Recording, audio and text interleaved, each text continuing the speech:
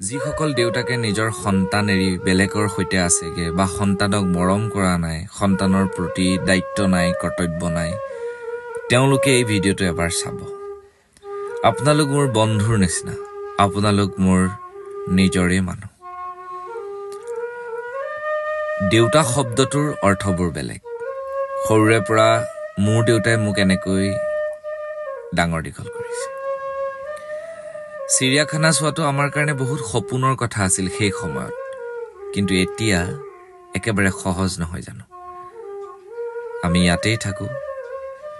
ল'ৰাক সেইকাৰণে প্ৰাকৃতিক পৰিৱেশ, অসমৰ ভাল ভাল ঠাইসমূহ সৰুৰে পৰা আয়ত্ব কৰিবৰ কাৰণে সি যাতে চেষ্টা কৰে, তাৰে বিনম্ৰ প্ৰয়াস মই ৰাখিছোঁ। ফেচবুক কৰিবলৈ ভয় লগা হ'ল। ফেচবুকত নিজৰ পৰিয়ালটোৰ সৈতে সফৰ এটা দিবৰ কাৰণে ভিডিঅ'টো দিয়াৰ আগত বহুতবাৰ চিন্তা কৰিবলগীয়া হ'ল। ভয় লাগে, ক'ত বাকী পৰিয়ালটোক আক্ৰমণ কৰিবলৈ বিচাৰি লয় একাংশ ফেচবুক জীৱী।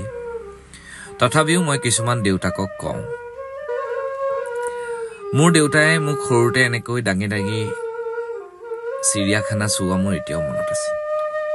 সেইবাবে মই এটা প্ৰতিজ্ঞা ৰাখোঁ যে মোৰ দেউতা যদি কেতিয়াবা খোজকাঢ়িব নোৱাৰা হয়, মোৰ দেউতা যদি আগলৈ যাব নোৱাৰা হয়, দেউতাক মই দাঙি হ'লেও নিব লাগিব। কাৰণ দেউতাই আজি মই যেনেকৈ মোৰ সন্তানক দাঙি ঘূৰি এনেকৈ মই তাক চিৰিয়াখানা দেখুৱাইছোঁ, মোৰ দেউতাইও এদিন দেখুৱাইছিল। মোৰ দেউতাক মই সুস্থ কৰি ৰাখিছোঁ এতিয়াও। সাহস দিওঁ, মনোবল দিওঁ যে মই আপোনাৰ লগত প্ৰতিটো মুহূৰ্ততে আছোঁ। এয়া মোৰ পুত্ৰ সন্তান, আৰু এয়া পিছফালে মোৰ পৰিবাৰ আৰু মোৰ খোলখালী। সিহঁতকো দেখুৱাম বাৰু।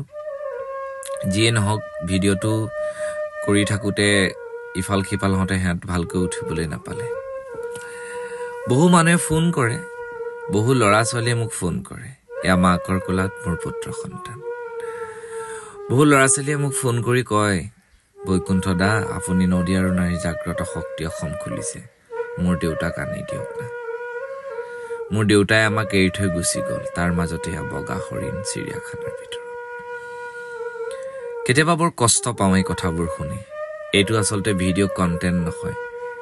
মই ভাবোঁ যিসকল পুৰুষে আনৰ প্ৰেমত পৰি নিজৰ ল'ৰা ছোৱালীক এৰি তেওঁলোকত সুখ বিচাৰি গৈছে, তেওঁলোকে এই কথাকেইটা উপলব্ধি কৰাটো ভাল যে আপোনাৰ মা দেউতাই আপোনাক কিমান কষ্ট কৰি ডাঙৰ দীঘল কৰিছে, আপোনাৰ মা দেউতাই আপোনাক লৈ কিমান সপোন ৰচিছে, নহয়নে বাৰু? এজন সন্তানৰ বাবে দেউতাক নিৰ্ভীকৰ প্ৰতীক, মাক হৈছে মৰমৰ প্ৰতীক, নহয়নে বাৰু? মাকে মৰমত ৰাখে, আলৈ বিলৈ কৰি আয়ৈ দেহি নিজৰ সন্তানটো। যেনেকৈ গড়টোৱে নিজৰ সন্তানটোৰ চিন্তা কৰে, যেনেকৈ হৰিণাটোৱে নিজৰ সন্তানটোৰ কথা চিন্তা কৰে। আমি এনেকৈ সফৰ দি আছিলোঁ। ঠিক তেনেকৈ আজিৰ দিনত কিছুমান আমাৰ মানুহে পাহৰি গৈছে নিজৰ সন্তানৰ কেয়াৰ ল'বলৈ। নিজৰ প্ৰেমৰ সুখ ল'বলৈ গৈ নিজৰ সন্তান পৰিয়ালক এৰি বেলেগত আছেগে, বেলেগৰ বান্ধোনত পৰিছে।